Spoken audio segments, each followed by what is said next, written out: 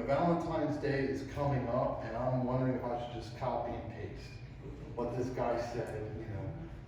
It might be a cheesy piece of construction paper, but just read the words, okay?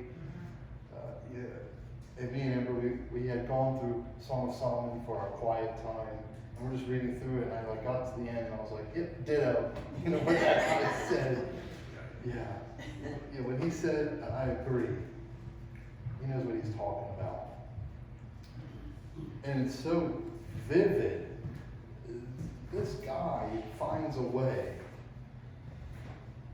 to be so detailed, and yet he doesn't really overstep into immodesty, does he? He's so respectful. He adores her. He relishes in everything that makes her who she is and what he loves about her. And yet, it's that balance of we're uncomfortable and comfortable all at the same time. We can't help but feel like we're looking in to something this is for you, this is private, and yet we get to be flies on the wall.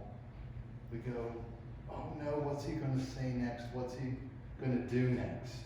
Should I look away? I can't. They are so lovely and they're so beautiful.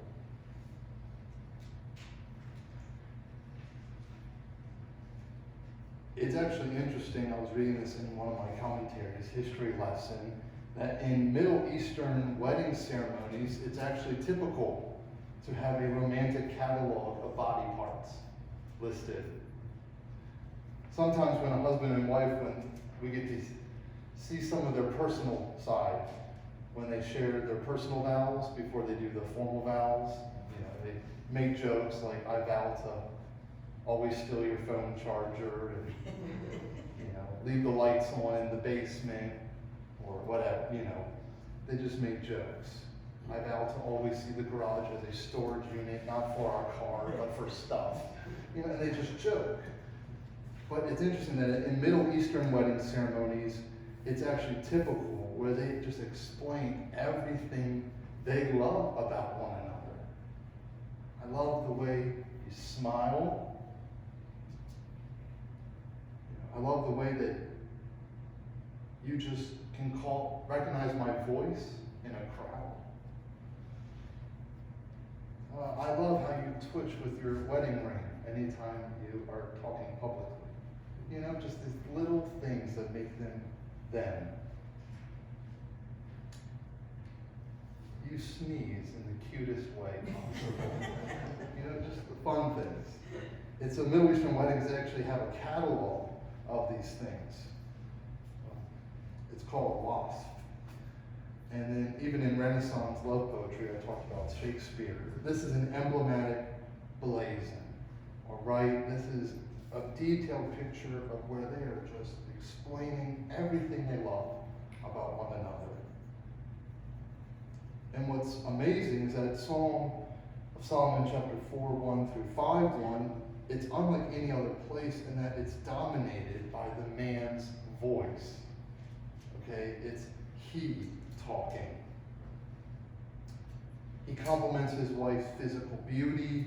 He invites her to physical intimacy, and he compliments her ability to make love. That's what I said it. Like, wow, you're really good at that. And I read this passage, I'm like, this is in the Bible. Also, I think as a man, I'm like, is this guy real?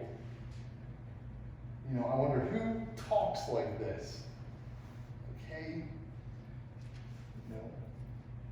Everyone's bummed that football is pretty much over for the Ravens. I'm happy because the first race of NASCAR was last night. So I went from one sport to the next one. And but we make jokes. It's like, I didn't watch the race, so me and Amber could watch our show together. I'm otherworldly. I'm so amazing, aren't I? The sacrifices I make. No, but that's not real. I don't talk like this. Maybe I should. I need to get better. I think I'm a really great husband because I turned off a race. to watch a different show. And then this guy shows up. I'm like, oh, I'm sorry. You do have great teeth. But I don't know. I'm sorry, I'm not Nicholas Sparks, I'm not Shakespeare. I'm not Solomon. And I think a lot of men in this room, you could probably agree with me that it's not always easy to share what we're feeling. I love sitting in on, at ladies' ministry meetings and men's ministry meetings, okay? Ladies, it is a gift that you can just, well, how was your week? Goodness, I'm so glad you asked. I have been through everything. And I get it, because it's so easy for you. I'm jealous. It's like, I can just tap into how I'm feeling. And then even when we're not, and we're confused, as guys, even if we are feeling a certain way, I'm not going to tell anybody about it. You bury that deep, and then you lash out later. No, but I'm like, maybe anger, maybe humor, but these more romantic, intimate, vulnerable emotions, it's like, not so much. And yet we see in this passage that this man has no problem holding back how he feels about his wife. No restraint.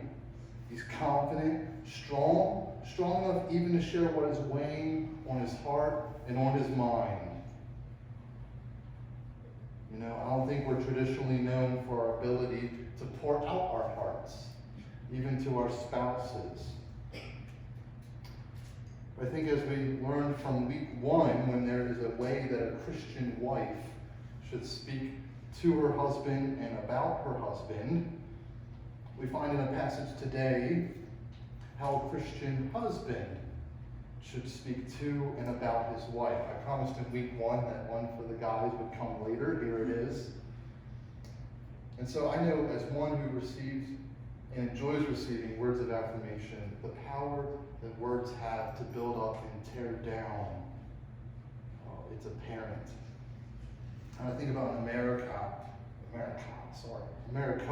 there's a lot of talk about masculinity or toxic masculinity. But it's awesome when we see men that have the confidence, the strength, and self-control to be kind, compassionate, gentle, not only wanting to defend our families, but actually being able to. Strong enough to cry and strong enough not to sin in our anger. A lamb to those we love, and a lion to those who would seek to do us harm.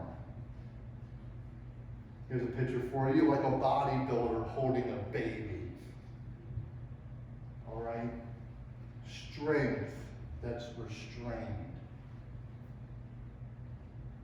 And in this passage, we see a man who is so utterly enamored with the gift that God has given him, his wife, that he praises her and prizes her and protects her in 3 ways.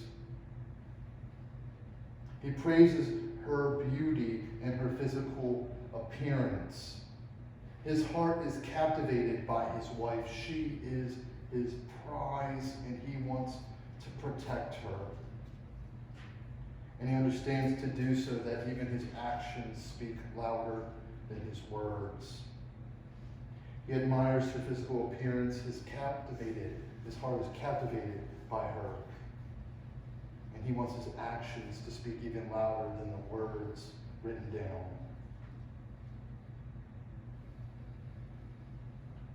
This is a man that has no problem sharing with his wife how he sees her.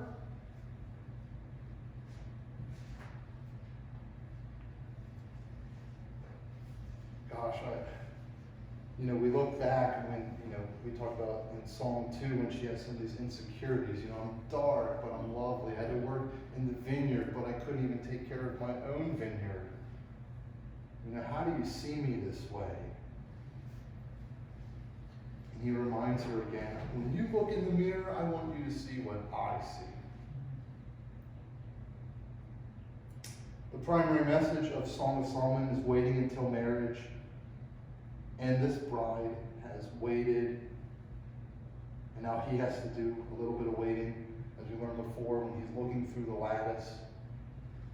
And she last week came out and sought him. She found him. She brings him home. And this is what he says to her. Behold, you are beautiful, my love. Behold, you are beautiful.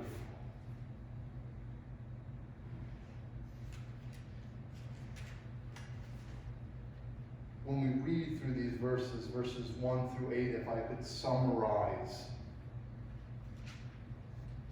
he completely, as a Middle Eastern wedding ceremony would have it, he explains a whole catalog of every part of her body that he loves. Whether it's your hair, your teeth, your lips, your cheeks, your neck, every square inch of you is beautiful. She has waited, unlike before Adam and Eve sinned in the garden beforehand. They were unclothed, unashamed. There's a veil, there's a necklace, her hair. This man has seen nothing like her. In fact, to him, the 7 body parts that he actually describes, to him, they're the 7 wonders of the world. He says, behold 2 times. He says, you are beautiful 2 times. And some would say, well, this is clearly an exaggeration when he says, there is no flaw in you. Ladies, you know that that's true, but how much do you love hearing the opposite, right? I love it. I know I make mistakes. And then when my wife sees me as if I don't, that is powerful. And I don't want to stretch these metaphors too literally, you know. Her cheeks don't literally look like pomegranates, okay? But the color. But we know that she is altogether beautiful. So you think about the imagery, and I don't know maybe if you've seen it circulate on social media. There have been times where it's like, angels as they're described in the Bible, Revelation, they draw a picture of it, and it's got eyes everywhere and wings, and it says, do not be afraid. It's like, well, if I saw something like that, I would be afraid. But then they made a joke, they made a meme, and they create the ideal woman. And they give her pomegranates for cheeks, and they give her a tower for her neck, and it's like, ew. How is that beautiful? It's like, what is imagery, all right? Her neck doesn't literally look like a tower. Her teeth aren't literally sheep. And correct, her cheeks don't look like pomegranates. But we are supposed to sense something. We don't have to necessarily see what he sees, but feel what he feels. Okay? We are to smell, taste, touch his pleasure and his happiness. For to him, her body, made in the image of God, and for his completion as a man, it's not good for man to be alone. He is recognizing that she is the most beautiful, most awesome creature in all of creation. That she was fashioned for him.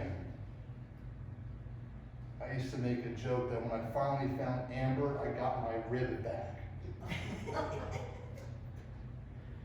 Get it? Yeah. Maybe you think of the famous words from the movie Jerry Maguire, you complete me. He sees it's the best of God's creation combined with the best of what man has done with God's creation. She is the pinnacle of perfection. don't worry about necessarily what he sees, but do you feel what he feels? That's one of the blessings of preaching even. I don't know if you guys remember what I preached on 2 years ago, but I bet you remember how I made you feel. He wants us to feel something. Husbands, men, I'm not saying we pull out the world's smallest violin and we make a sob story out of any little thing. But it's good to share how we're feeling sometimes. The strength to be vulnerable.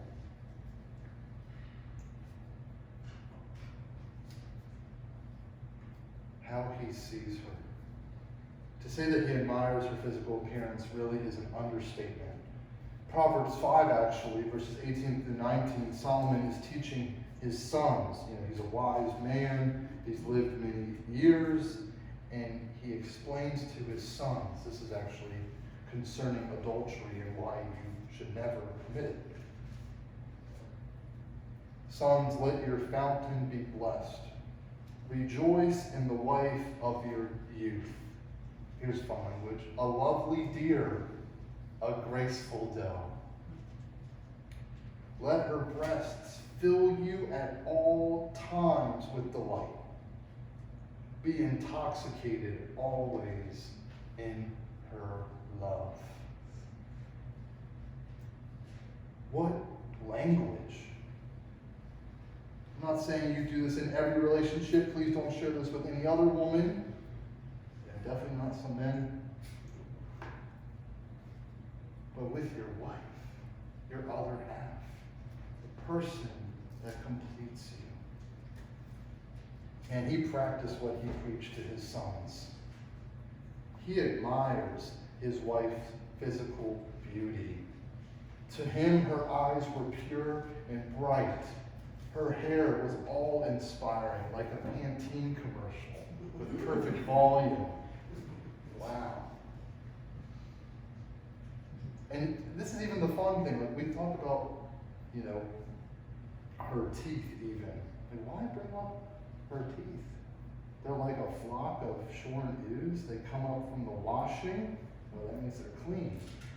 All of which bear twins. Not one among them is lost. Think about that imagery, right? You have despite living in a culture without toothbrushes and toothpaste, her teeth are white, straight, and none are missing.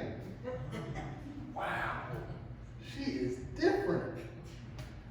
Her face is perfect. Her neck strong and thin. Gosh, even her breasts are like does. Symmetrical, leaping, seen only by him. He stops, he stares, and he sings. I think of Proverbs 5, and I'm thinking whether you're 18 or 88, you need to see your wife as the wife of your youth. I said a couple weeks ago, eyes and hearts don't change.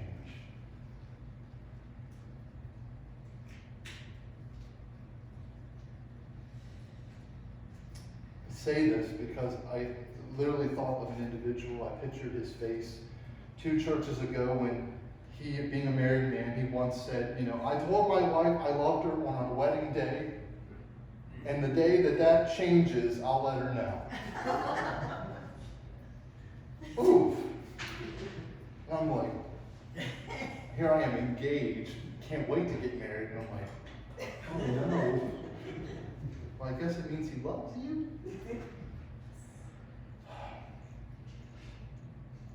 I think husbands, our wives should know we love them whether we say it or not. But it should be fun to say it. Gosh, don't let a day go by, a moment go by,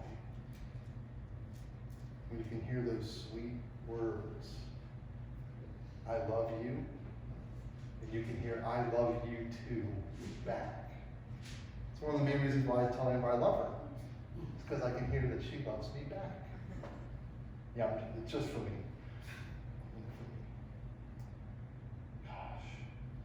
how valued, loved, and appreciated would you all feel if you heard that every day? Christ tells us that every day. I love you, I love you, I love you, I love you. I love you, love you, love you. Can't wait until you're here with me. I'm coming for you one day. I love you. Isn't it worth the wait? I love you. Gosh, and we're so overwhelmed by that love. You know, sometimes it's fun to make your lady blush. You're like, we're in public, stop it. Or like, you need to quit it, you're too much. What do you want? Okay, did you buy a tool that you're hiding in the garage that was supposed to be for the car? A new set of clubs, who knows? But you know, being, like, we're smiling, right? We're laughing, being playful with one another. Intentional about finding out more and more reasons to love each other. Maybe moving forward, maybe a better question to ask is, gentlemen, is your heart captivated by your wife? We see in verses 9 through 15 that his words are just a glimpse of what he's truly feeling. If Jesus can say that the mouth speaks what the heart is full of, then you look at these words and I know that this man's heart is captivated by his wife.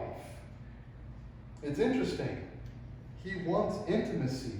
He says all these beautiful things.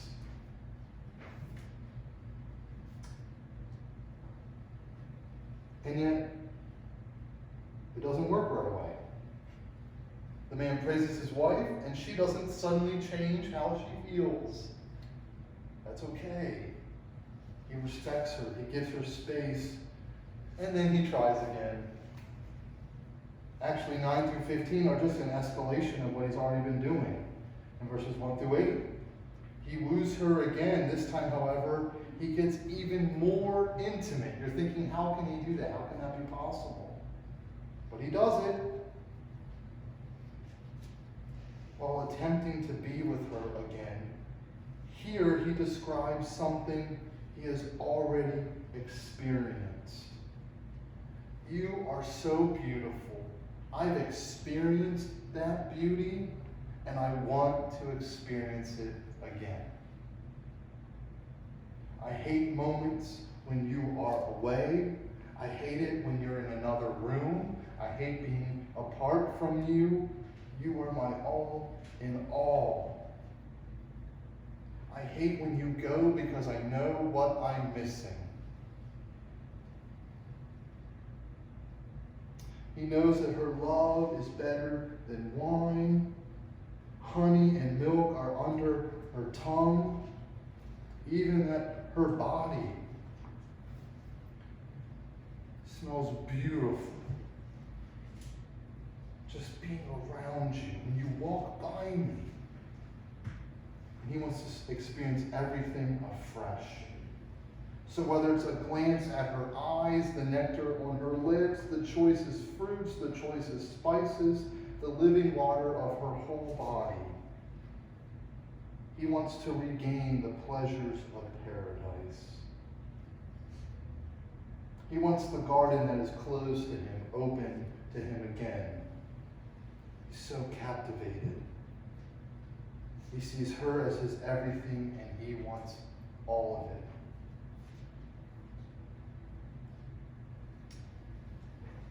I think of another picture of whether you can tell if a man's heart is truly captivated by his wife. Not everyone does this, but on their wedding day, when you see the groom standing on one end of the altar, and then he sees his bride for the first time at the other end, gosh, and she's just stunning. And you're like, oh, this is like walk of eternity. Hurry up, get over here. Give her away. I want her to be mine now. Please. I've waited so long, and then you just see her in all of her glory. You see a groom that's just like totally moved to tears. Face looks like a tomato. You're like, please marry me. Gosh. To the point where even others around you are so affected. It's so funny that the videographer got this at my wedding where I am bawling like a baby, right? And then my brother and my best friend are both like crying too. I made two other grown men cry because Amber was gorgeous, and then my reaction alone evoked something. They saw that I was completely captivated. Never want to stop being captivated. It's actually when we stop being captivated by our lives, when we stop being captivated by Christ, that we are vulnerable and start looking for other things to be enslaved to. May we always be captive to our wife's love and to the love of our great God. But we wouldn't seek it elsewhere. He is captivated, though. His bride to him is actually like the Garden of Eden, a temple. And we're going to look at the tabernacle. The temple actually looks like the Garden of Eden. It was decorated in the same way. And so for them, when they come together, when they are at their closest, it's the closest thing to the promised land. Heaven on earth. That their love is like being in the presence of God. Where in a way, where a husband and a wife cannot get any closer than in their wedding chamber, we can get no closer with the Lord as His Spirit has indwelt us and lives within us and gives us perfect unity with God the Father, God the Son, and the Holy Spirit. That all these metaphors mixed together in these verses show how the bride has captivated him. It's a signpost that points us to the intimate presence of God with His people. That as they become one with one another, we have become one with Christ, God the Father, and God the Holy Spirit. That as His heart was so captivated by His wife, our hearts would be so captivated by the beautiful, lovely, redeeming, merciful, gracious Lord and Savior above. And that the fact that God didn't just say, I love you, over and over and over, but He showed us that we do not need to even look into our hearts, but to the cross to see. It's here that we learn that our talk should move to action. And that a husband doesn't just praise his wife, isn't just captivated by her, but he wants his word to mean something. His actions should speak louder than his words. Verses 16 through 5:1, we see he is begging, north wind, south wind, blow upon my garden, let its spices flow. May my words motivate and provoke something from her. She responds, let my beloved come to his garden, eat its choicest fruits. He is rewarded for his efforts. And we see all these things, Lebanon, spices, garden, bride, and it's vivid. But I just love the word my. It's possessive. We talk about pronouns. It's possessive pronoun. Mine. And in fact, verse 1 of chapter 5, my appears 9 times. It's the highest concentration in the whole Old Testament. God talks about how these are my people. God talks about these are my commandments, my rules, but the highest concentration of my is right here. My garden, my sister, my bride, my myrrh, my spice, my honeycomb, my honey, my wine, my milk. Everything that he praised about her having, He says, it's mine. It's for me. He's overwhelmed. Her body's not just a wonderland, but the promised land. A land flowing with milk and honey. He eats her up. He drinks her in. All of his praises about her, his vulnerability in sharing how she has captivated his heart are expressed where words are no longer enough to convey how they are both feeling for one another. This is an older book. It was written in the 15th century, so not Shakespeare, but Thomas à Kempis, theologian, in his book, The Imitation of Christ. He said, whoever loves much does much. Very big book, and yet that phrase stood out to me. Whoever loves much does much. I think about Ephesians 5. I know every marriage, if the Lord has blessed you that way, is to model this mystery displayed between Christ and the church. We can say nice things. We can pretend like our wives and spouses have captivated our hearts. But it's not actually true until we bear that fruit. When our actions line up with our speech. That whoever loves much does much.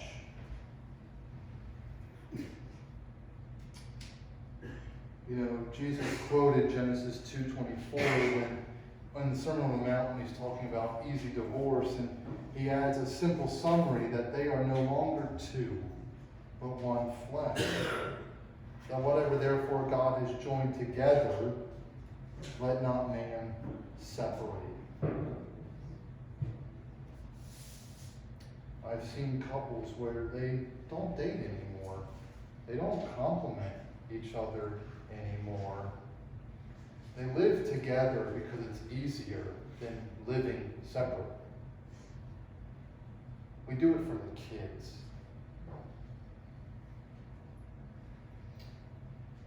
And whether it's for our own sense of happiness, convenience, I see folks that are no longer captivated. They don't compliment. They're looking to the person and what they can give them and not what they can give back. And they just leave and they separate what no man is to separate.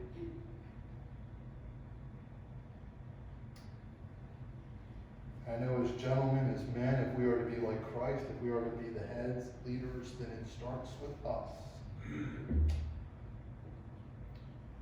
Yes, it takes two to tango, but we are to lead. During premarital counseling, I thought he was joking, but he really meant it. That, David, if Amber nags you, it's only because you're not doing your job. Which I'm like, wait, to side with her, that's where you're wrong. No, but within reason, right? When you're a man and you are to lead, you take responsibility for the failures and you share the successes. The question is always, well, is there something I'm not doing? Could I be doing better? And I didn't sign up for that either, but here we are. And we're going to work with what God has called us to do. This husband has both kind words and kind actions.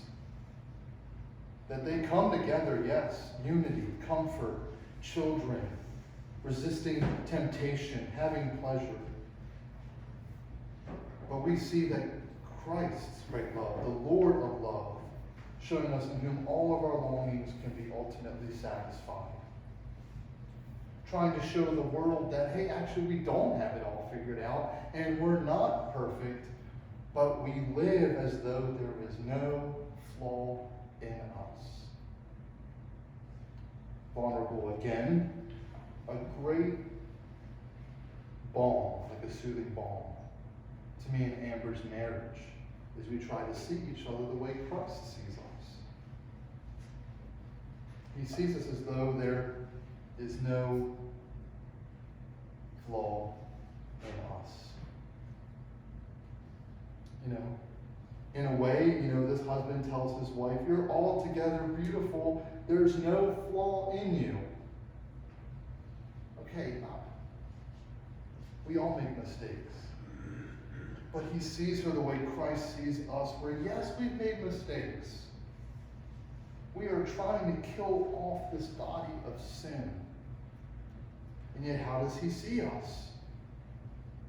He sees us as who he has made us to be, who we are going to be one day.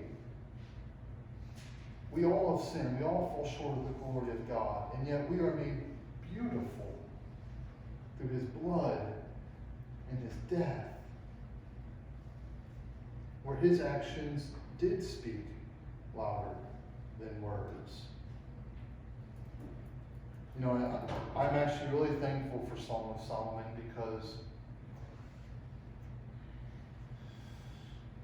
to be quite frank, it's a counter perspective on the world's warped view of sex. Either we don't talk about it, or we don't talk about it the right way. And it's everywhere. We see that there's supposed to be a personal, deep, emotional, and spiritual union. It's not merely a biological act between animals, creatures made in God's image, for passion, possession, and submission. The giving of a total self to another. There is nothing more vulnerable. My beloved is mine, I am his. Social media just made this even crazier. We live in a tell-all world. The latest hookups in Hollywood stars is called news. Who's getting with who? We live in a show-all world where, goodness, fully nude, horrible images, one click of a button. TV sitcoms where they put laughing tracks behind innuendos made by the starring cast. A laugh track. It's not funny. The fig leaf falls and no one bats an eye. The only antidote, I think, is something like Song of Solomon. The wife shows her husband her body, the husband to his wife, and to each other alone. He tells his wife how beautiful she looks, not the lady at the checkout counter. Your hairdresser just wants a nice tip, okay? Doesn't really think you're handsome.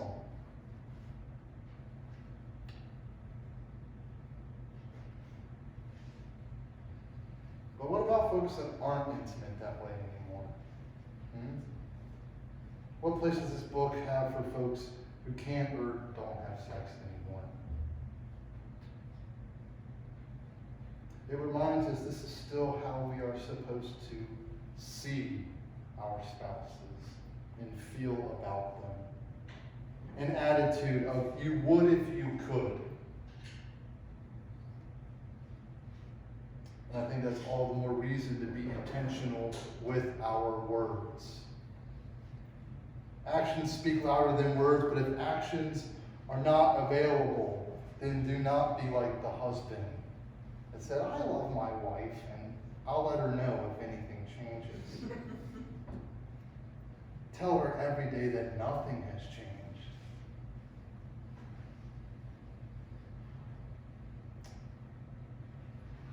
That whether you're praising your wife's physical appearance, you're sharing your captivated heart with her, showing her through your actions that your words mean something, you are sanctifying your wife. What a calling that God would use us to influence not just the people around us, not just kids if he blesses us, but that he's going to entwine our souls and spirits with an individual. That the same way Christ is preparing both you and I for glory, that husbands as heads of our homes, we are to do the same.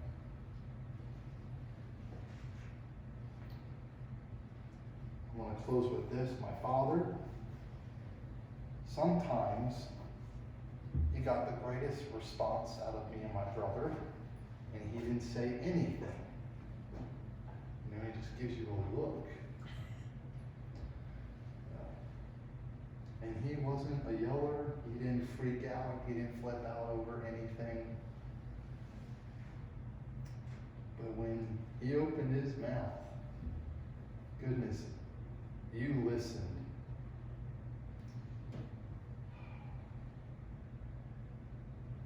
And I'm so thankful that my parents gave me a reason to want to get married. And not a reason to run away from it, to live any way I please. They didn't have everything figured out. They weren't perfect, and yet they were perfect for one another.